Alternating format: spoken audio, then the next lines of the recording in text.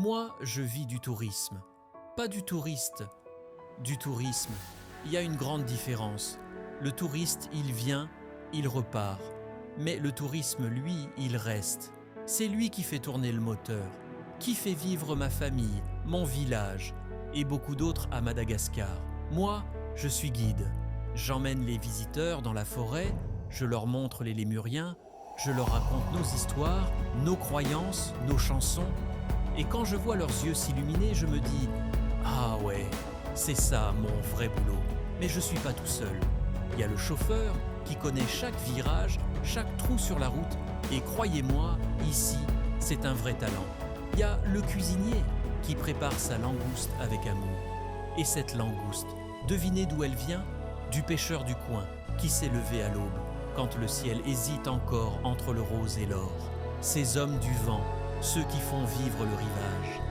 Et le riz qui accompagne le plat, il vient de l'agriculteur du village d'à côté, qui cultive le riz comme d'autres, écrivent des poèmes. Même le piroguier là-bas, un tronc évidé, un balancier, une voile cousue de morceaux de toile, parfois rapiécée 100 fois par la main d'une épouse. Il rame, il chante, il fait découvrir les mangroves. Et quand il y a du vent, il rame encore plus fort, mais toujours avec le sourire. Tout ça, c'est une grande chaîne.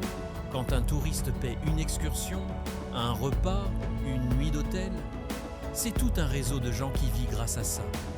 Le guide, le chauffeur, la femme de chambre, le pêcheur, le paysan, l'artisan, le musicien, tout le monde y gagne. Et puis, vivre du tourisme, c'est aussi une fierté. C'est montrer notre pays, notre culture, nos paysages. C'est dire, regarde, c'est ça, Madagascar. Pas seulement des plages ou des animaux, mais des gens vrais, qui travaillent, qui partagent, qui sourient. Alors, oui, c'est pas toujours facile. Parfois la saison est courte, parfois la route est longue. Mais je préfère 1000 fois vivre du tourisme que vivre du touriste. Parce que arnaquer un voyageur, ça rapporte une fois. Mais accueillir un voyageur, le faire rêver, ça fait vivre longtemps. Et puis quand il repart, le touriste, il n'emporte pas que des photos. Il emporte un petit morceau de Madagascar dans son cœur. Et moi, je garde un souvenir, un sourire, une rencontre. C'est ça mon vrai trésor. Je vis du tourisme et j'en suis fier.